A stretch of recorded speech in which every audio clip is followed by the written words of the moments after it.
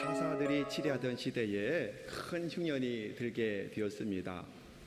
그때 베들레헴에 사는 엘리멜렉이라고 하는 사람이 아내와 두 아들을 데리고 모압 땅으로 이주를 가게 됩니다. 지도를 좀 한번 보실까요? 베들레헴 사람이라고 그랬죠? 네, 지도를 좀 보시기 바랍니다. 베들레헴에서 보면 살 건너편이 모압이라고 하는 땅입니다. 그래서 이스라엘 사람들이 요단을 건너면 이 모압 땅에 갈 수가 있고, 배를 타고 사해를 건너면 더 빨리 갈 수 있는 그런 아주 가까운 거리인데, 거리는 한 70에서 80km 정도 떨어진 그런 거리라고 합니다. 그러니 가까운 거리죠. 지금도 베들레헴에서 아주 날이 맑은 날이면 모압 지방이 보일 정도의 그런 가까운 거리에 있다고 합니다. 자, 이것으로 지금 이주를 떠나게 된 한 가정의 이야기가 오늘 말씀에 시작이 되고 있습니다. 자, 베들레헴 땅은 가나안 땅에 속해 있고 약속의 땅인데, 그 약속의 땅을 버리고 모압으로 간 것이 처음부터 그 가정의 불행의 시작이라고 할 수 있을 것입니다. 하나님은 종종 약속의 땅을 떠나지 말아라 이렇게 말씀을 하시거든요. 창세기 12장에 보면 아브라함에게 큰 기근이 임할 때에 그가 애굽 땅으로 내려가는 것을 보게 됩니다. 결국 그 땅에서 큰 불행을 만나게 되죠. 어려움을 겪은 후에 다시 약속의 땅으로 돌아왔던 역사를 창세기 12장을 통해서 보게 됩니다. 이어서 그의 아들 이삭이 또 흉년을 맞이했을 때에 하나님이 그에게 말씀하십니다. 기근을 피해서 약속의 땅인 가나안을 떠나지 말아라. 떠나서 애굽으로 내려가지 말아라. 가나안 땅에 그대로 지내라라고 하나님이 직접 말씀하십니다. 하나님 말씀에 순종했던 이삭에게 어떻게 돼요? 결국에는 100배의 소출을 거두는 역사가 나타나게 된 사건이 창세기 26장에 나오는 일이었습니다. 다윗 시대 때 다윗도 사울의 극심한 핍박에서 벗어나기 위해서 지금 보았던 그 모압 땅으로 건너가서 모압 왕에게 피한 적이 있었습니다. 그때도 하나님은 선지자 갓을 보내서 유다 땅으로 다윗을 돌아가게 만드셨던 모습을 보게 됩니다. 사무엘상 22장에 나오는 이야기입니다. 이렇듯이 하나님은 성경 곳곳에서 약속의 땅인 가나안 땅을 떠나지 말라 이렇게 늘 말씀하시거든요. 애굽으로 가지 말아라 이렇게 말씀했던 여러 가지의 말씀을 보게 됩니다. 그런데 오늘 말씀에 나오는 엘리멜렉은 그 가나안 흉년을 피해서 우상 숭배가 가득한 모압 땅으로 내려가게 되었다는 것입니다. 이 가정이 약속의 땅인 베들레헴을 떠났다는 것은 영적으로 본다면 영적인 타락의 길을 가게 되었다는 것을 의미하지 않겠습니까? 자, 그렇다면 약속의 땅에 왜 흉년이 들었을까 하는 것입니다. 엘리멜렉은 모압으로 가기 전에 흉년이 왜 들었을까? 이런 원인을 알아보았더라면 참 좋았을 텐데, 그러나 어떤 기도도 해보지 않고 무조건 그 기근을 피해서 내려갔다는 것입니다. 여러분, 어려움, 시련, 환난이 온다고 해서 무조건 그것을 피하려고 하기만 하면 어려울 때가 많이 생기는 모습 보게 됩니다. 그래서 믿음의 사람들은 먼저 영적으로 진단을 먼저 해봐야 되는 것입니다. 하나님께서 내리신 시험이나 환난이라면 일시적으로 그것을 피한다 할지라도 해결되는 것이 아니라, 설령 해결된다 할지라도 이 해결된 그 문제 때문에 더 큰 어려움이나 화를 당할 때가 종종 있게 되거든요. 그러기에 물론 모든 환난이 하나님께 범죄함으로부터 온 것은 분명히 아닐 것입니다. 성경을 보면 그렇죠. 모든 환난이 범죄 때문에 오는 것은 아니지만 성경은 종종 범죄했을 때 하나님이 환난을 보내기도 하신다 이렇게 말씀하시거든요. 환난을 보내기도 하신다는 사실을 기억해야 됩니다. 그러므로 믿음의 사람들은 환난, 시련의 원인을 먼저 알아내는 것이 매우 중요한 것입니다. 여러분, 시대가 사사시대라고 말씀하지 않습니까? 사사시대는 항상 범죄했고, 범죄하며 하나님이 징계했고, 징계하면 다시 회개하고, 구원자 사사를 세우면 다시 평안을 올 때 또다시 죄를 범하는 일로 계속 반복되는 사이클로 구성되어 있는 것이 사사기가 아닙니까? 범죄할 때마다 하나님은 그들을 징계하셨다는 사실을 알게 됩니다. 하나님은 택한 백성일지라도 범죄하면 언제나 채찍과 막대기를 들어서 징계할 때가 너무도 많았습니다. 가나안 땅에 들어가기 전에 모세는 신명기에서 말씀하죠. 신명기 28장 15절부터 68절까지 긴 구절을 통해서 불순종하면 앞으로 너희가 가나안 땅에 들어가게 될 텐데 그 땅에 들어가서 불순종하고 나를 떠나서 우상을 숭배하면 징계하시겠다라고 말씀하는데 그 긴 구절을 요약해 보면 세 가지로 징계하시겠다고 말씀을 해요. 첫 번째는 뭐냐면 전염병과 각종 질병으로 너희를 징계하시겠다 이렇게 말씀해요. 두 번째는 기근을 보내시겠다 말씀해요. 기근, 그래서 재불적인 어려움을 겪게 만드시겠다고 분명히 말씀을 하고 있습니다.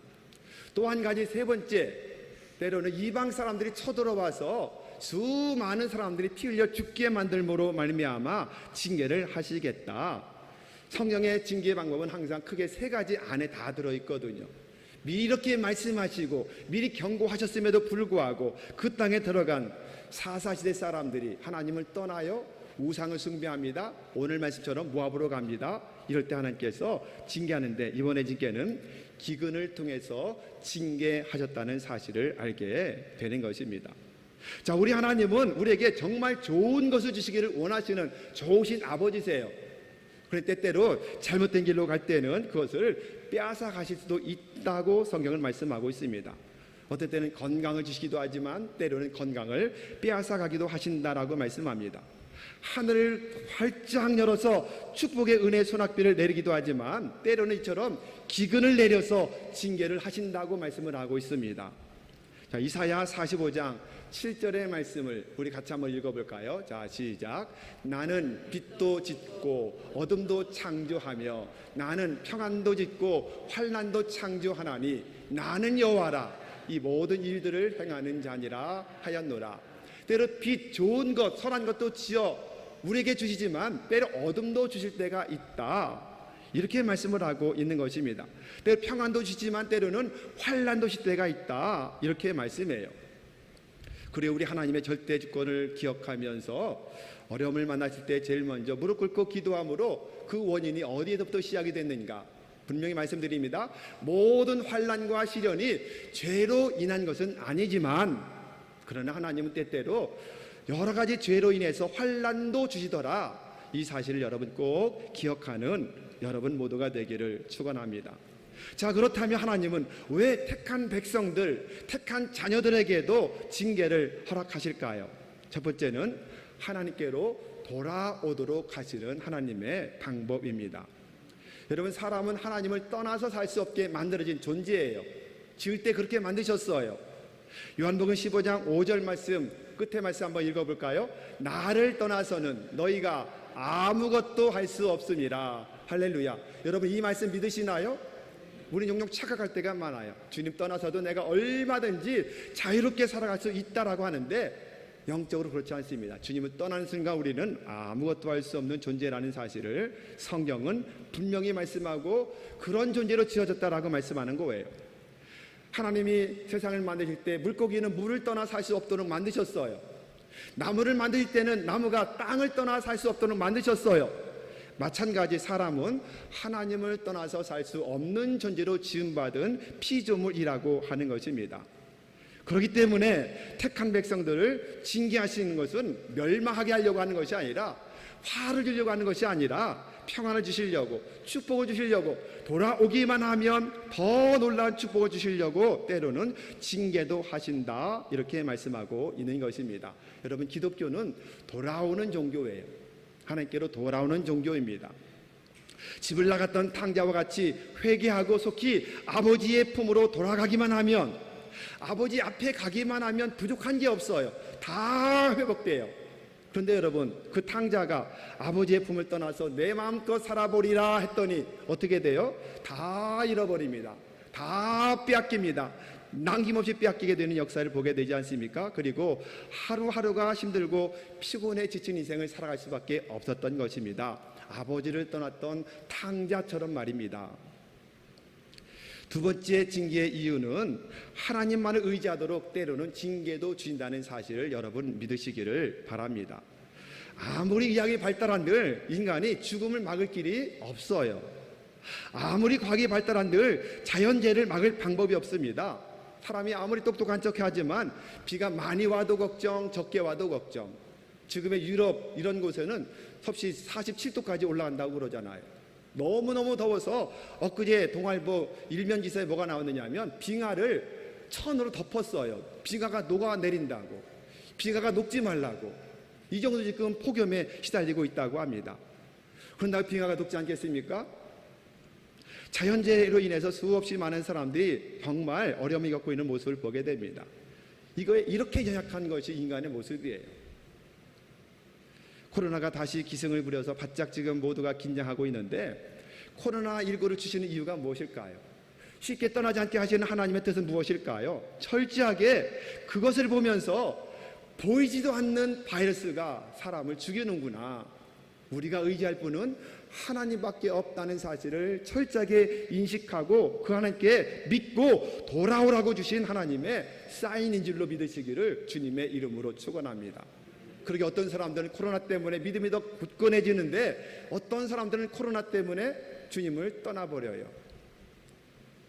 지난 주간에 우리 교육자회가 있었는데 우리 교회 지방에서 가장 큰 교회 중에 하나인데 아직도 30%가 회복이 안 됐답니다. 예배 출석률이 30%가 회복이 안 됐다고 하는 이야기를 들으면서 그 교회만 그런 것이 아니라 모든 교회들이 지금 적어도 30%가 회복이 안 된 이 사건들을 보면서 코로나가 오히려 더 모이기에 힘쓰고 더 하나님을 기도하고 그리고 하나님께 모든 걸 구하는 삶이 되었다면 참 좋을 기회였을 텐데 오히려 코로나 핑계대고 하나님을 떠난 사람들이 너무도 많고 아직도 회복되지 않은 사람들이 너무도 많다는 사실을 우리가 알면서 참 안타깝다는 생각을 해보게 되었습니다.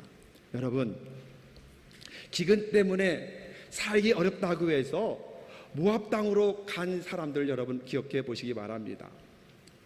하나님 의지해야 되는데 어려울 때일수록 하나님 의지해야 되는데 뜻에 순종해야 되는데 그러지 못하고 그냥 잠깐의 기근을 피해서 모압 땅으로 내려갔기 때문에 결국 여기에 문제가 생겨나게 되지 않겠습니까? 여러분들은 정말 이 어려운 때에 하나님만 의지함으로 말미암아 그리고 그 뜻에 순종함으로 말미암아 놀라운 큰 은혜를 받고 복을 받아 평안을 누리는 여러분 모두가 되기를 우리 주님의 이름으로 축원합니다.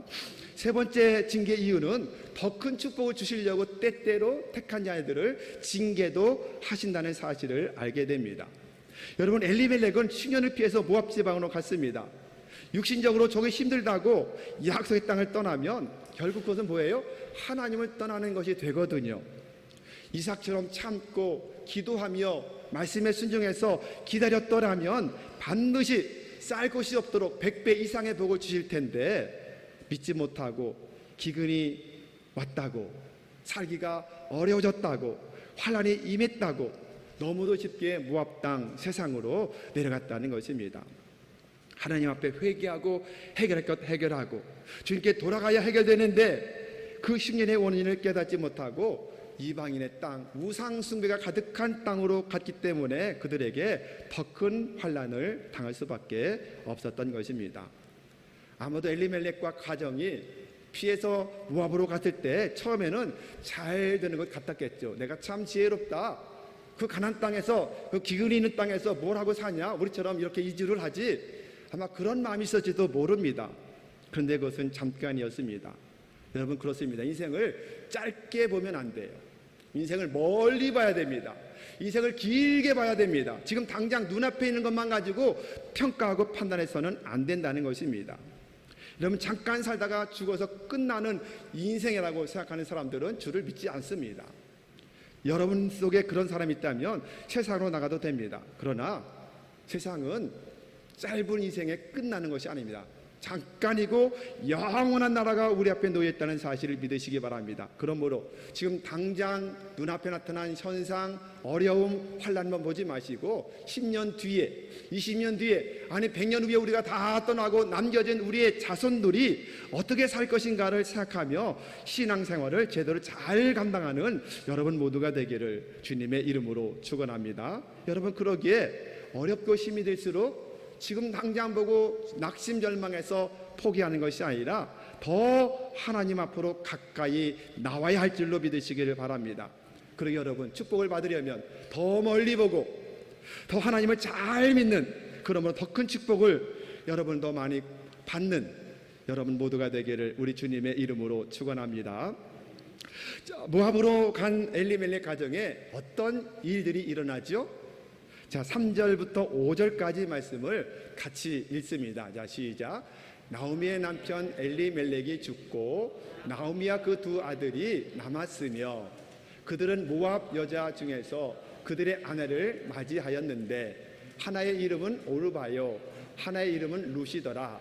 그들이 거기에 거주한 지 10년 즈음에 말년과 기로운 두 사람이 다 죽고 그 여인들은 두 아들과 남편 뒤에 남았더라. 어떤 일이 일어났습니까? 먼저 남편 엘리멜렉이 죽었습니다. 원인은 알지 못하지만 먼저 죽어요. 그리고 나서 또 자보를 얻어서 아들들을 결혼시켰는데 10년 되어서 아들들이 또 한꺼번에 죽었던 역사를 보게 됩니다. 자, 보십시오. 흉년을 피해서 좀 더 잘 살아보겠다고 모압 땅으로 내려갔는데 더 큰 고통이 점점 그들에게 다가오고 있었던 것입니다. 이것이 엘리멜렉 가정에 당했던 슬픔인데, 이것이 여러분 엘리멜렉 가정만이 아니라 오늘 살아가는 우리에게도 동일하게 당할 수 있는 사실들이라는 사실 여러분 잊어서는 안 될 것입니다. 누구든지 영적인 베들레헴을 떠나면, 주님을 떠나버린다면, 하나님의 자녀기를 포기하고 떠나버린다면 절대로 안 된다는 것을 경고하는 말씀이 오늘 메시지라는 사실을 믿으시기를 바랍니다. 여러분, 성경을 보면 마귀는 빼앗는 자요, 죽이는 자요, 멸망하는 자라 그렇게 말씀하지 않습니까? 자, 요한복음 10장 10절의 말씀 앞부분만 읽어볼까요? 자, 시작. 도둑이 오는 것은 도둑질하고 죽이고 멸망시키는 것뿐이요. 여러분, 여기서 말한 도둑놈이 누굴까요? 마귀와 사탄을 말하고 있는 것입니다. 마귀와 사탄은 택한 성도들의 모든 것을 빼앗아갑니다. 죽이는 것을 하고 그리고 멸망케 하는 일을 하고 있는 존재라고 하는 것입니다. 여러분, 그러기에 엘리멜렉 가정이 모압 땅으로 갔다가 거기서 생명 잃고 두 아들도 잃고 가정의 행복도 다 빼앗겨 버렸습니다. 무엇을 의미하죠? 영적인 손해는 결국 무엇을 이어져요? 결국에는 육신적인 것, 물질적인 것 손해까지도 이어지게 된다는 것을 우리에게 교훈하고 있습니다. 거룩한 땅을 떠나고 신앙을 떠나고 하나님의 말씀을 떠나 삶을 살아갈 때 내 힘대로 마음껏 잘 살아보리라 하지만 오히려 더 큰 손해가 나타날 수밖에 없다는 사실을 믿으시기를 바랍니다. 그렇습니다. 하나님 말씀을 떠난 삶의 결과는 총체적인 인생의 실패였다는 것입니다.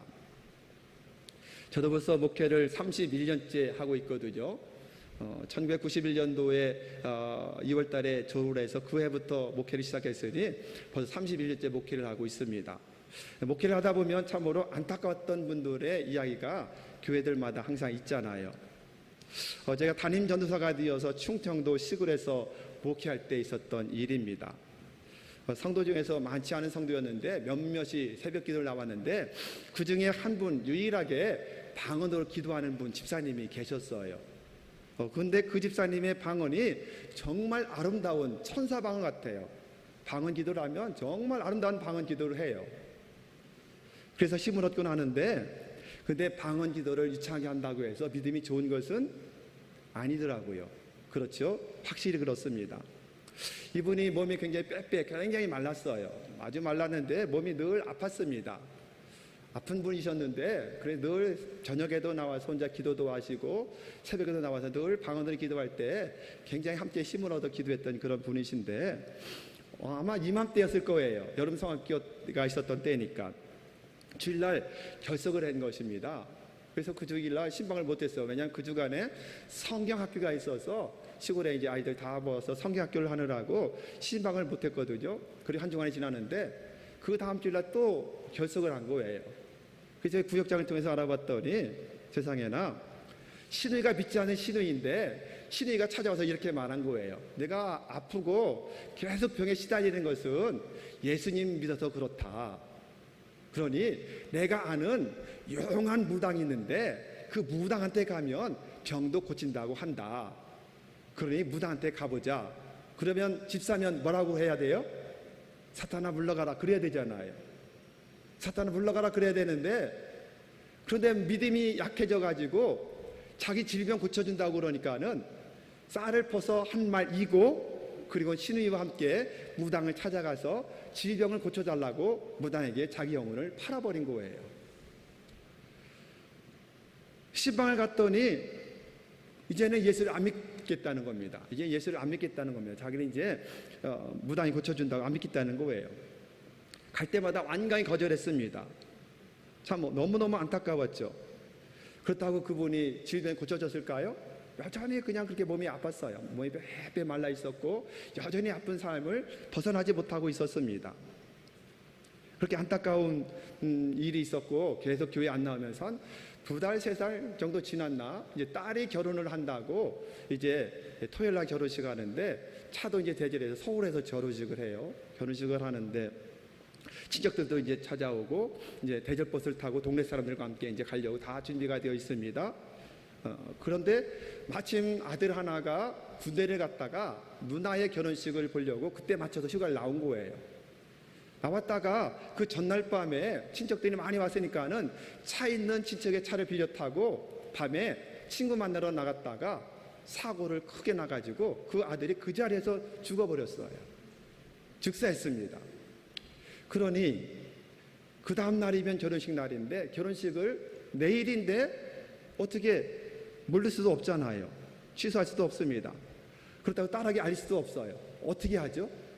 결국 아침이 되자 할 수 없이 그 여자 그 집사였던 그분은 결국 이제 친척들 몇 명과 함께 그 대전한 버스 마을 사람들과 함께 타고 예식장 서울로 가고, 남편과 나머지 또 친척들과 동네 사람들은 또 가지 못하고 아들 그것을 수습해서 장례 치려고 장례식장으로 가고, 이런 큰 사건이 일어나더라고요.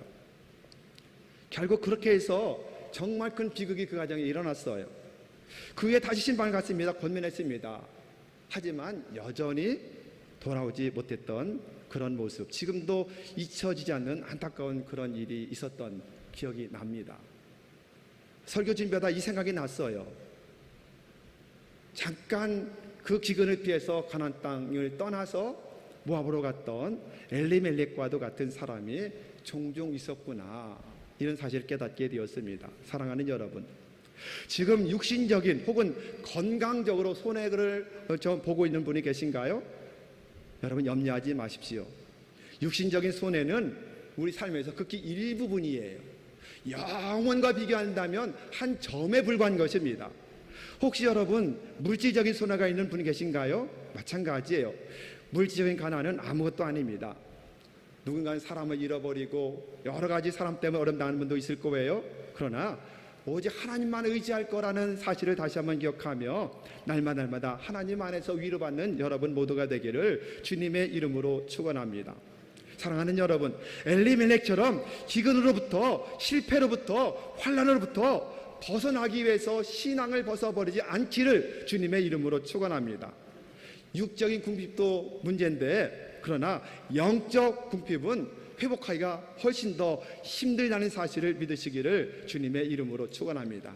오히려 물질적으로 가난할 때, 육신적으로 몸이 아플 때, 환난이 있을 때, 시험 당할 때, 코로나 때문에 어려움을 당할 때, 물가가 너무너무 올라서 어찌할 수 없어, 이런 때 오히려 더 잘 믿고 더 많이 기도하고 하나님의 은혜를 더 많이 체험하고 나면 하나님이 잘 지나고 통과한 사람들에게 더 많은 물질을 주시고 더 많은 사명을 감당케 할 줄로 믿는 여러분 모두가 되기를 주님의 이름으로 축원합니다.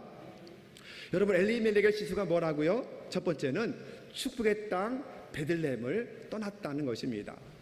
여러분 많이 들어보셨을 거예요.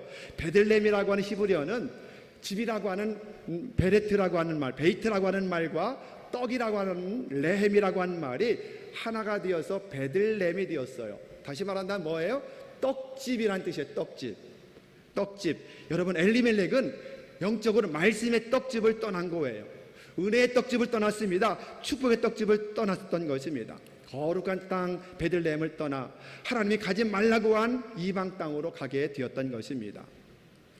그러면 결국 하나님께 주시는 갖가지 신령한 써버리고, 그래서 거기서부터 실패가 시작이 되었다는 사실을 우리가 기억해야 될 것입니다.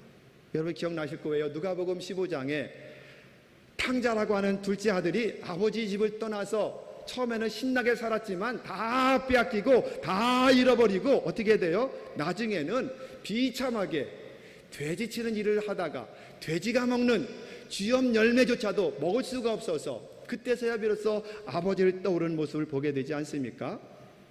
여러분 그렇습니다. 결국 아버지를 떠나고 떡집을 떠나버리면 우리 인생이 쭉정의 인생밖에 될 수 없다는 사실을 잊지 마시기를 바랍니다. 엘리멜렉은 육적인 가난을 해결하기 위해서 영적인 축복을 포기한 사람을 대표하고 있는 것입니다. 보십시오. 믿음이라고 하는 단어, 선민, 구원, 약속의 땅, 하나님의 은혜, 하나님의 말씀의 계명들, 이런 모든 놀라운 축복들을 다 버리고 오직 잠깐 가난 지근 때문에 그것을 피해서 모든 축복을 저버리고 모압 땅으로 갔다는 것, 결국 어떻게 돼요? 거기에서 다 빼앗기죠. 여러분도 마찬가지입니다. 물질적으로 잘 산다고 행복할 수 있습니까? 한동안은 그럴지 모르겠지만 그것이 영원히 우리를 지켜주는 것은 아닙니다. 하나님의 은혜가 얼마나 소중합니까? 여러분 그러기에 주일날 교회 나가서 예배하는 것이 너무너무 소중한데 돈 벌기 위해서 주일을 범한다? 물론 직장이 그렇게 체제가 되어서 할 수 없다는 것을 인정하는 것은 아닙니다. 하지만 수시로 그냥 상관없이 주일날에도 일하는 것을 보편적으로 생각하고 있다면, 우리의 진 직분이 너무너무 귀한 직분인데 그 직분을 제대로 감당하지 못하고 나몰라라 하고 있다면 그것은 엘리멜렉과 다를 바가 없는 삶이 아니겠습니까? 물질적으로 잘 살기 위해서, 세상적인 것을 추구하기 위해서, 아니면 건강 때문에 거룩한 것을 포기하지 않는 여러분 모두가 되기를 주님의 이름으로 축원합니다. 두 번째 실수는 뭐냐면 모압으로 간 것입니다. 베들레헴에서 예루살렘으로 올라갔더라면 오히려 잘 되는 거죠. 성전 가까이 간다는 것은 영적으로 굉장히 축복이잖아요. 근데 하나님과 전혀 상관이 없는 우상 숭배가 가득한 이방인이 살고 있는 땅으로 내려갔다는 겁니다. 여기에 문제가 있었던 것입니다. 여러분 모압은 처음부터 잘못된 땅이거든요. 어떻게 시작이 됐어요? 아브라함의 조카 롯과 그의 맏딸이 아들을 낳았는데 그 아들의 이름을 모압이라고 짓고 그 족속이 한 족속이 이룬, 시작부터가 잘못된 족속이 모압 족속입니다. 창세기 19장에 나오는 이야기죠. 그리고 민수기 21장이나 열왕기상 11장에 보면 그모스라는 우상을 철저하게 숭배하는 그런 사람들이었다, 그렇게 말씀합니다. 그리고 대대 선민 택한 이스라엘을 괴롭혀왔던 그런 사람들이 모압 사람들입니다. 민수기 22장에서 25장까지 나타난 내용을 읽어보면 됩니다. 결국에 그 나라는 교만한 나라라고 이사야 선지자와 예레미야 선지자가 말합니다. 그리고 멸망의 땅이라고 에스겔 선지자와 그리고 예레미야 선지자가 그 땅은 멸망의 땅이라고 선포했던 역사를 보게 되거든요. 이렇게 여러분 모압은 거룩한 땅이 아닙니다. 그냥 육적으로만 잘 사는 땅일 수밖에 없는 거예요. 물질적인 풍요에는 아무것도 하나님 보시기에 좋은 것이 하나도 없는 그 땅이라고 할 수밖에 없는 것입니다. 결국 멸망할 땅에 그는 자기의 모든 것을 맡기고 내려갔다는 것입니다. 이것이 그의 실수였습니다. 여러분 우리는 인간적인 안목을 가지고 판단하면 안 됩니다. 좀 더 잘 살아보려고, 좀 더 편해보려고 하나님을 떠나거나 신앙생활에 소홀히 하는 것은 엘리멜렉의 삶이나 마찬가지죠. 엘리멜렉은 지근이라는 시험을 영적으로 깨닫지 못하고 결국 이방 땅 모압으로 가버렸던 것입니다. 이것이 엘리멜렉의 실수였습니다. 여러분 우리가 시험 당할 때에, 또 환난 당할 때, 어려움 당할 때 결국에 믿음으로 돌아서서 해결하지 않으면 문제는 걷잡을 수 없이 커질 수밖에 없다는 사실을 기억해 보십시오. 엘리멜렉은 잘 살자고 갔지만 생명 잃어버리고 두 아들 잃어버리고 가진 행복을 다 빼앗기고 다 잃어버렸습니다. 그 땅에 나오미와 두 이방인의 자부만 남겨졌더라, 이렇게 절망을 이야기하고 있습니다. 그러나 사랑하는 여러분, 절망 속에 있어도 희망은 있습니다. 믿습니까? 절망 속에 있어도 희망은 있습니다. 자, 6절 말씀을 읽어볼까요? 자, 6절 시작. 그 여인이 모압 지방에서 여호와께서 자기 백성을 돌보시사 그들에게 양식을 주셨다함을 듣고, 그리고 두 며느리와 함께 일어나 모압 지방에서 돌아오려 하여. 여기에서 돌보시사 이 단어를 여러분 주목해 보시기를 바랍니다. 히브리어로 파카드라고 하는 단어인데 이 말의 뜻은 방문하다, 주의를 기울이다, 하나하나 계수하다, 이런 뜻을 가지고 있어요. 다시 말한다면 목자가 사랑하는 양떼를 보살피기 위해서 찾아가서 한 마리 한 마리 양을 계수하면서 잘못된 것은 없는지, 다친 것은 없는지 이것을 살펴보면서 모든 환경을 주의 깊게 돌보는 상태가 뭐다? 파카드라는 단어라고 할 수 있는 것입니다. 하나님은 파카드의 하나님이세요. 여기에 절망이 변하여 희망이 되는 그런 놀라운 비결이 담겨 있는 것입니다. 우리 하나님은 절망을 희망으로 바꾸는 능력이 있는 전능하신 아버지인 줄로 여러분 믿으시기를 주님의 이름으로 축원합니다. 하나님은 지금도 택한 하나님의 백성들에게 파카드 찾아오시고 주의 깊게 돌봐주시는 하나님이라는 사실을 믿으시기를 바랍니다. 지금도 그분은 우리를 찾아오십니다. 그 하나님을 어떻게 돼요? 붙잡아야 됩니다. 꽉 붙잡는 여러분 모두가 되기를 주님의 이름으로 축원합니다. 자, 14절 말씀을 읽어볼까요? 14절 자 시작. 그들이 소리 높여 다시 울더니 오르바는 그의 시어머니에게 입맞추되 룻은 그를 부쫓았더라. 아멘. 여러분, 오르바는 결국 자기의 고향과 자기의 신으로 돌아가는 모습을 보게 됩니다. 오르바는 세속적인 성도의 모형이에요. 결국 어떻게 됩니까? 이런 사람은 세상에 미련을 버리지 못하고 한 발은 세상, 한 발은 하나님께 있다가 하나님을 믿는 것이 불리하다고 생각하며 한 발을 빼는 사람의 특징의 모습을 가지고 있지 않겠습니까? 그러나 롯은 시어머니를 부쫓았더라 이렇게 말씀해요. 롯은 승리하는 성도의 모형입니다. 롯은 그리스도의 신부의 모형으로 나타나지 않습니까? 여러분, 여기에서 부쫓다는 히브리 원어는 다바크라는 단어예요. 다바크라는 단어가 재밌죠? 착 달라붙다 이런 뜻이에요. 굳게 결합하다, 붙들고 늘어지다 이런 뜻을 가지고 있는 단어입니다. 롯이 시어머니를 붙들고 늘어졌어요. 착 달라붙었어요. 난 어머니를 떠나지 않습니다. 이렇게 착 달라붙었던 모습을 이 말씀 속에서 우리에게 교훈하고 있는 것입니다. 여러분, 세상 일도 바짝 달라붙으면 못 이룰 일이 없잖아요. 그렇지 않습니까?